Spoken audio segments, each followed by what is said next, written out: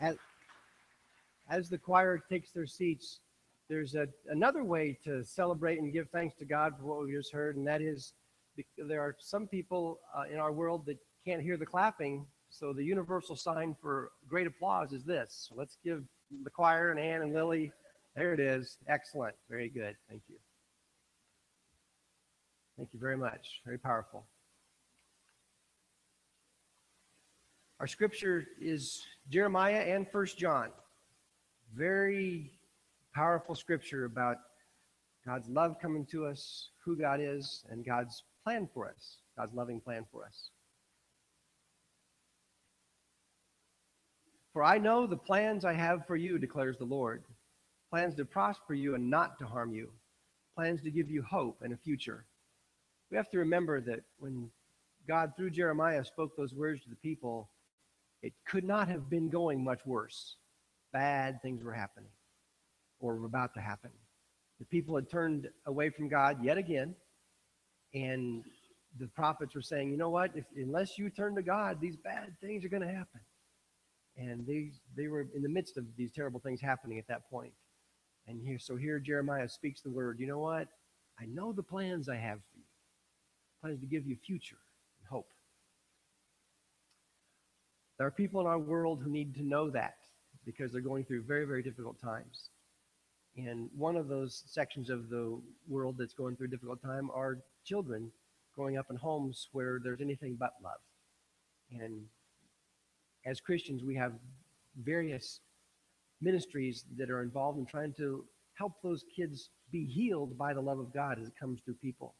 One of those is Cunningham Children's Home.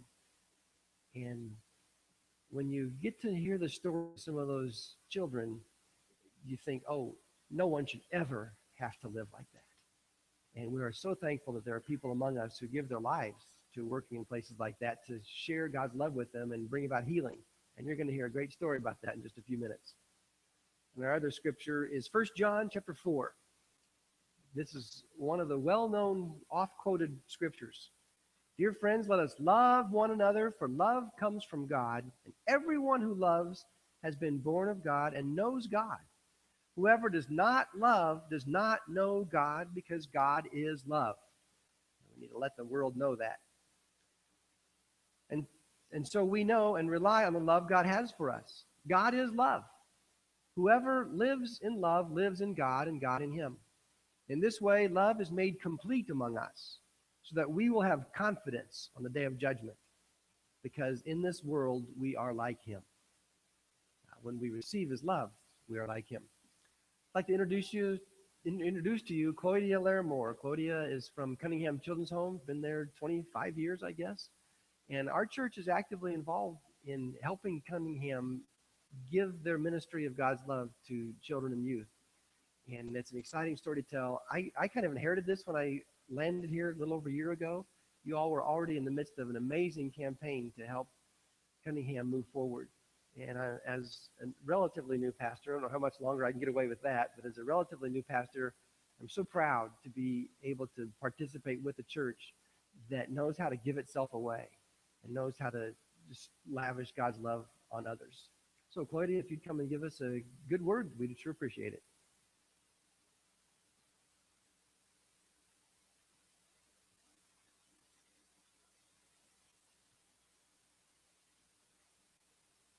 Morning. It is a genuine blessing for me to be here and share with you again.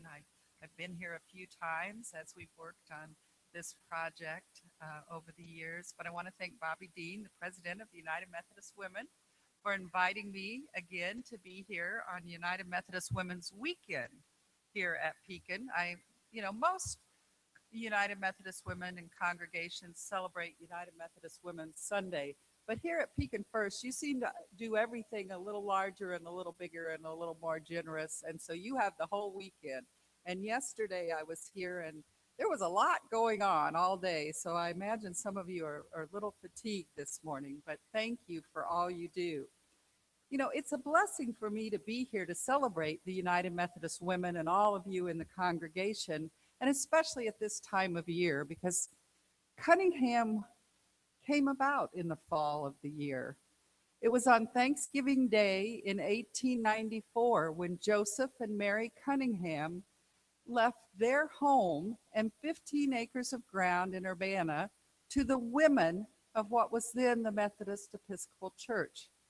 The Cunninghams were concerned about homeless and friendless children, and they felt that the church was not doing enough to focus on the children. So they wanted to ask the women to do it. And when they gave the gift, they said that they wanted the women to make a promise, the promise that our home shall forever be kept as a children's home, hoping and praying that it shall in some degree turn attention to the most pressing demands in the midst for the care and nurture of our own. And so on October 25th, 1895, the doors to Cunningham Children's Home opened, and every single moment since, under the stewardship of the United Methodist Women of the Illinois Great Rivers Conference, Cunningham has provided for children and youth in need. For 120 years now, women of this conference have guided the direction of the home as they have served as members of the board. Linda Dans has just joined one of our most recent committees and will now be serving on the board. The women have provided for the physical needs of the children with gifts of the basics like socks and underwear.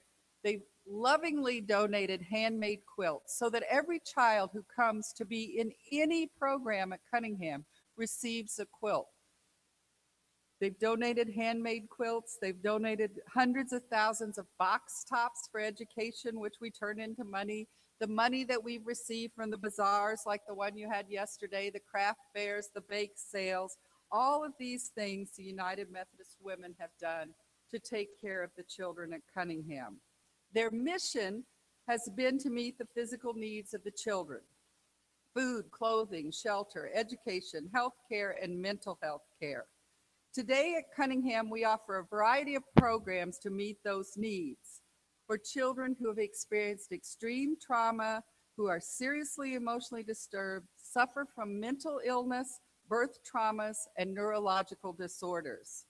So the child that you heard about in the Operation Christmas, Veronica, her story, the story of Veronica, that would be typical of a story of a child at Cunningham, where the parents might be incarcerated, the child is abandoned, the child has been neglected, and oftentimes there's even more extreme trauma. Children who've witnessed horrible crimes or had crimes committed against them, sometimes against them physically.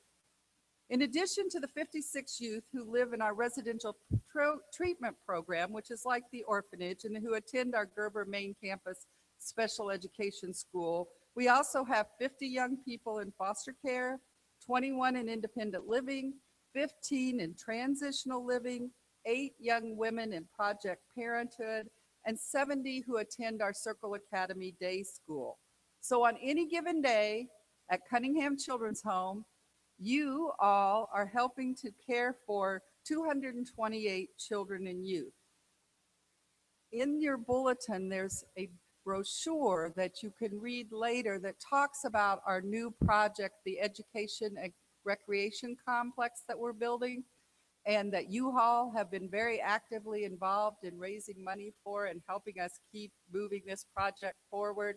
And you can read about that later. And then if you have any questions, you can talk to Linda and Michael Dans or Dick and Sharon Ross, and be ready to hear all of the details because they will share them with you and they can fill that in. But today what I want to do is I want to talk about one particular child. Because at Cunningham, what we try to do is provide a safe community, a good education, and a place for children to call home. But what does that look like? What does it mean for a child to really be cared for at Cunningham? Our mission statement says that Cunningham's mission is to nourish hope so that children thrive and families flourish. But the way we perform this mission is our ministry. For many of the children who have come to Cunningham, they are abused and neglected. They are young people who come to us sometimes with a label as being bad or troubled because they've been acting out. And so people think they're bad kids, when really, in fact, what they are doing is just acting out, bringing out all of the deep emotional and spiritual pain that is inside of them. Most of the children at Cunningham, when they come to us, they have lost an essential ingredient to a successful life.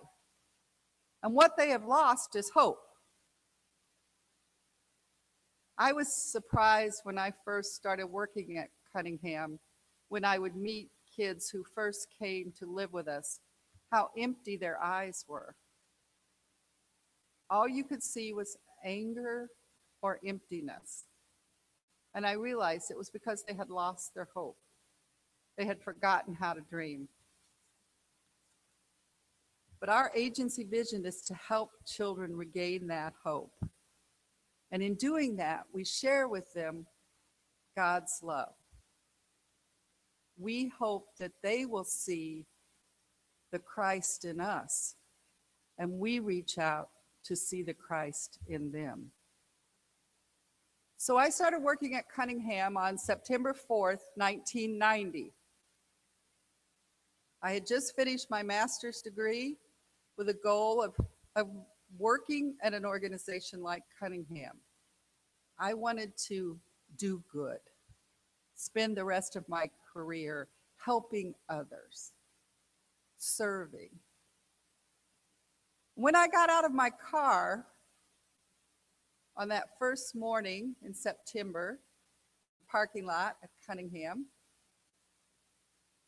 a kid rode up to me on his bicycle, 12 years old.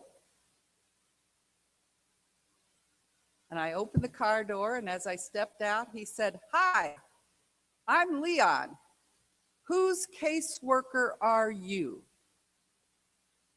Now, at that time in my life, I had a 12-year-old daughter. And most kids, 12 years old, who came up to me at that time in my life said, "Hi, whose mom are you?" You know, they didn't say, "Whose caseworker are you?" And I realized right at that very second that this was a different world at Cunningham. These children didn't see the world in the same way. Well, Leon and I became fast friends from that moment forward. I learned a lot about Leon over the years. How did he get to Cunningham? Both of his parents were alcoholics. There were two boys in the family, Leon and his younger brother, LaShawn. They lived in Chicago. His parents basically became so caught up in their addictions that all they were doing was trying to keep that going, and they couldn't care for their children. There was no food in the house. They didn't have clean clothes. Sometimes they didn't have electricity. They moved from place to place. The father was physically abusive of the mother and the boys. There was a lot of mental and emotional abuse. And when Leon was about 9, he didn't know what to do. He was embarrassed. He didn't want to go to school. His clothes were dirty. He needed glasses and he didn't have them and he couldn't see. And it was his life, he just didn't know what to do. So instead of going to school, and nobody really cared if he went to school, he would go to the zoo because he was curious and he was interested and he wanted to learn. So he would go hang out at Lincoln Park Zoo instead of going to school. But it got him away from the home. Well, eventually the staff at the zoo and called social services, and the Department of Children and Family Services got involved, and Leon and his brother were removed from the home, placed in foster homes, and eventually ended up at Cunningham. Now, you need to understand that his parents blamed him for everything. He was the problem, not them, not their alcoholism, not their addictions, but him. Because if he hadn't been going to the zoo and hanging out on the street, no one would have ever known about the family problems. So he was the problem. And he carried that all the time. My brother has to live in the children's home because of me. Everything, my parents have all of these people involved in their lives. They're getting sicker. His father died ultimately of alcoholism when he was about 11. So he blamed himself and he carried that burden, and the rest of the family blamed him. They didn't do anything to help his parents, but they blamed this child. Well, there was a point where Leon's mother had quit drinking, and so Leon was able, with his younger brother, to go visit for a Christmas holiday. They went to visit, and they had a Christmas, and then they came back to Cunningham, and school started. And it wasn't too many days into the school year in January when we got a call saying that Leon had thrown a chair at another kid during PE class and had been arrested and was at the juvenile detention center.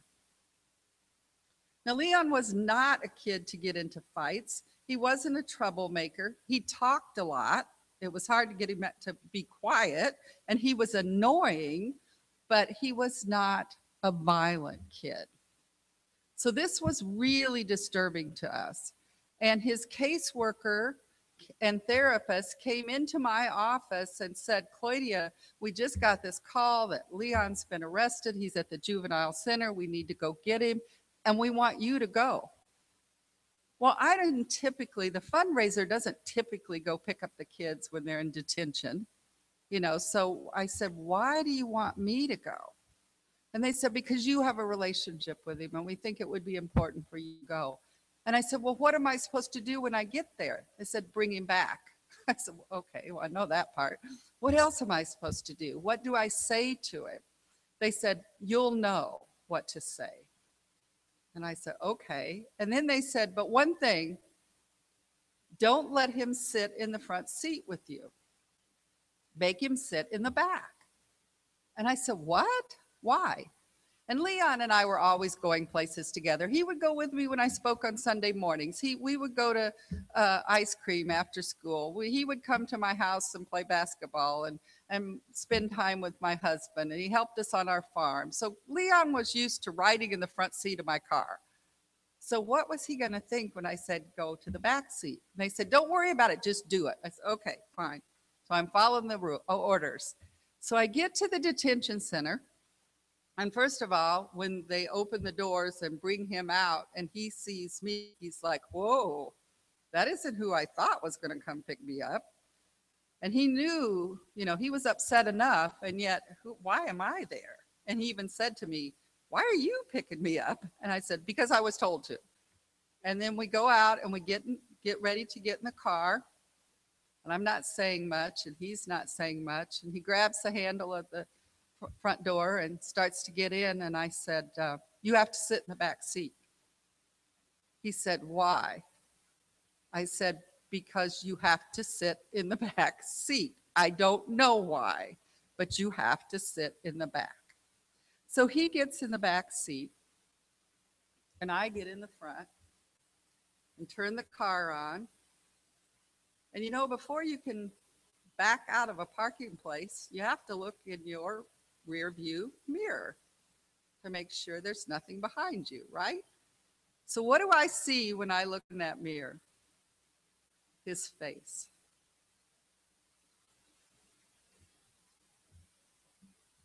And I just went into mother mode.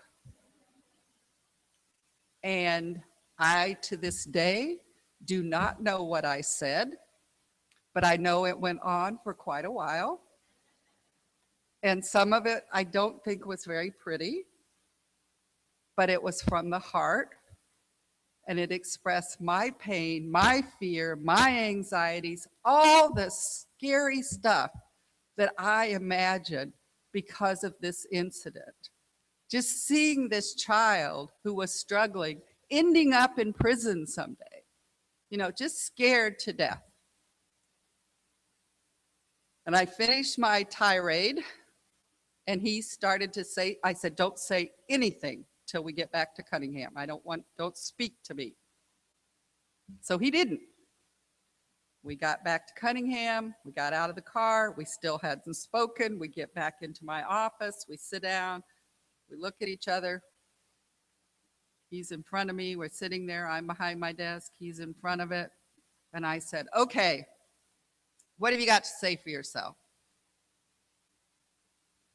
And he looked at me, and these words I'll never forget, because I really felt like it was a kick in the stomach, because what he said to me was, Claudia, all I want is a mom and a dad and a normal childhood.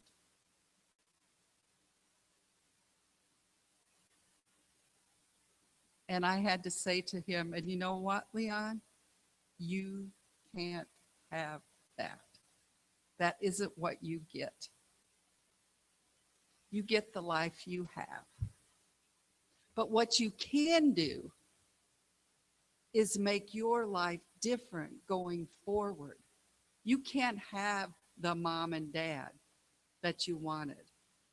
You can't have that normal childhood. It was taken from you. But you can have a life that you create going forward with a new family, with people you love.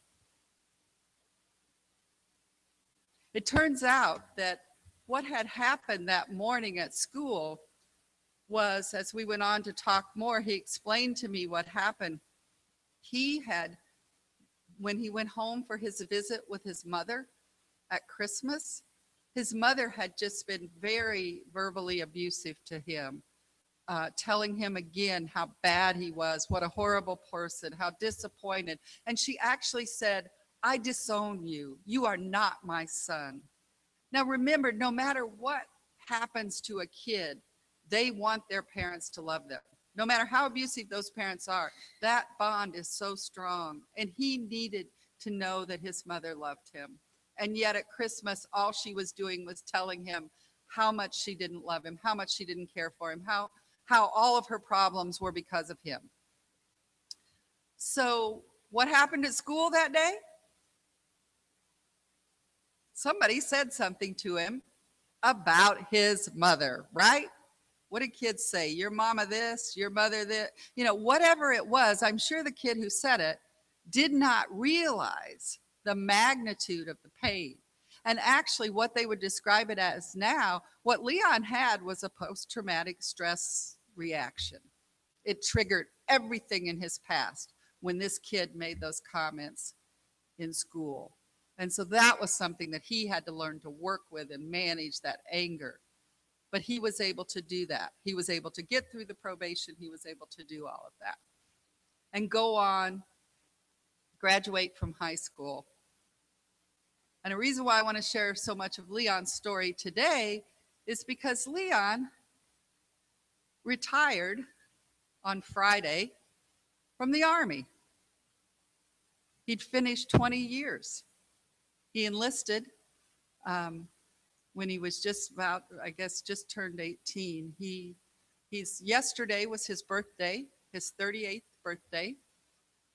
He retired from the Army on Friday, turned 38 on Saturday, and next week he's moving to Guyana, South America, to work as a civilian in the United States Embassy. He's been stationed in Korea, he's been stationed in Italy, he's been stationed in Germany, he did 2 tours in Iraq and 2 tours in Afghanistan.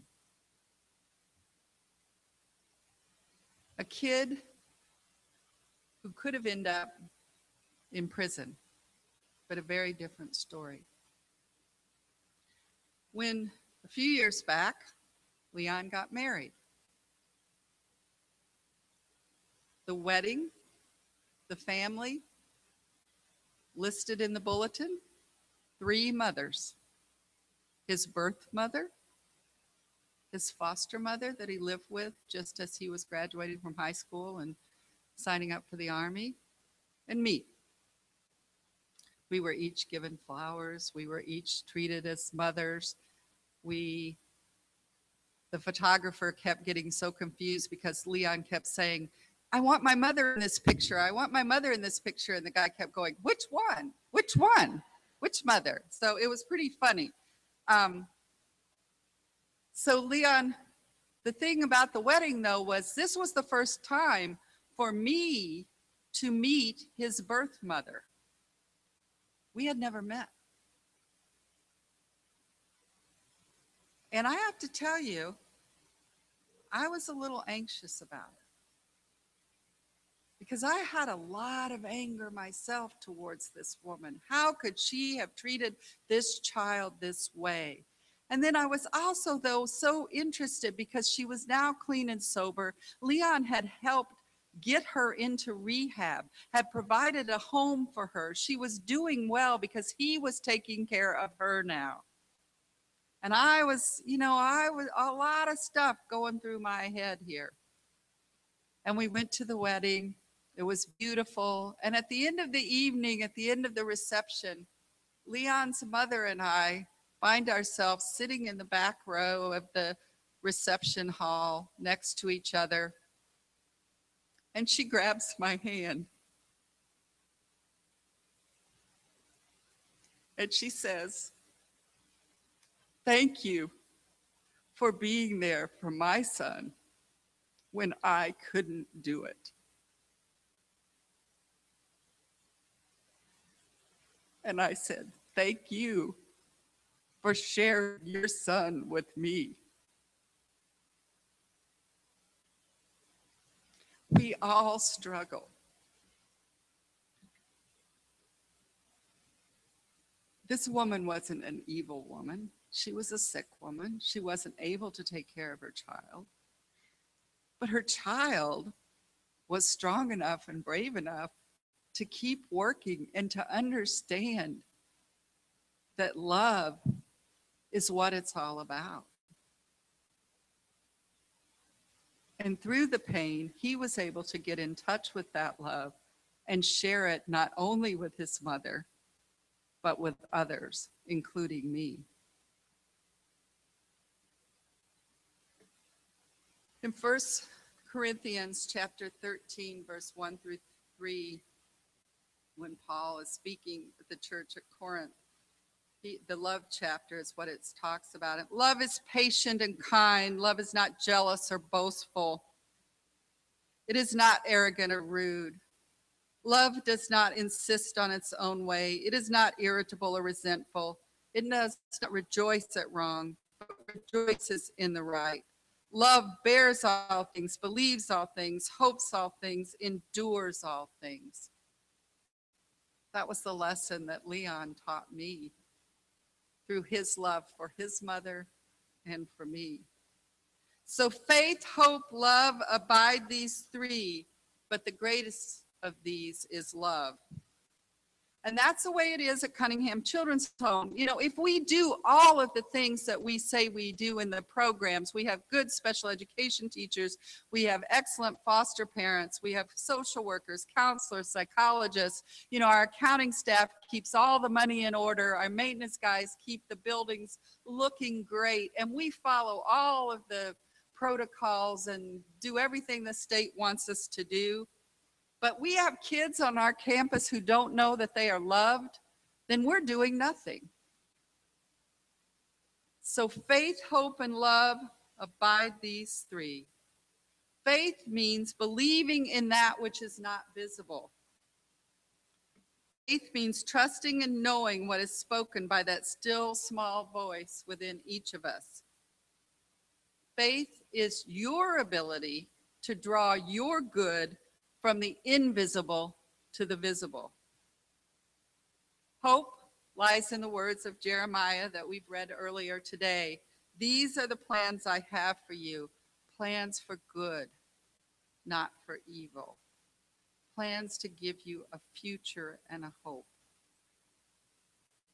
Hope is keeping the promise that the Cunninghams made to children, that the brighter futures that the Lord has promised all of us will be there for the children who come to Cunningham Children's Home. Faith and hope guide us to know that when one abused, victimized, or a wounded child overcomes their negative past to live a transformed life, then that child becomes a transforming force for the universe. And I would say to you that that's what Leon became. He committed his life to our country, and he loves at a level that I can't even describe, but I feel it every day. So ultimately, faith and hope will not suffice without the unconditional love that nurtures the spirits of the children at Cunningham and sets them free to know that they are a blessed, sacred being, and that they are never alone, and that they are never forgotten. At Cunningham Children's Home, guided by the faithful stewardship of the United Methodist Women, of your support from this congregation, within all the programs and all of the decisions we make, our ministry is rooted in sharing the love that reaches beyond all understanding. Our mission is to serve God's children. Our ministry is to love and be loved by those children. Amen.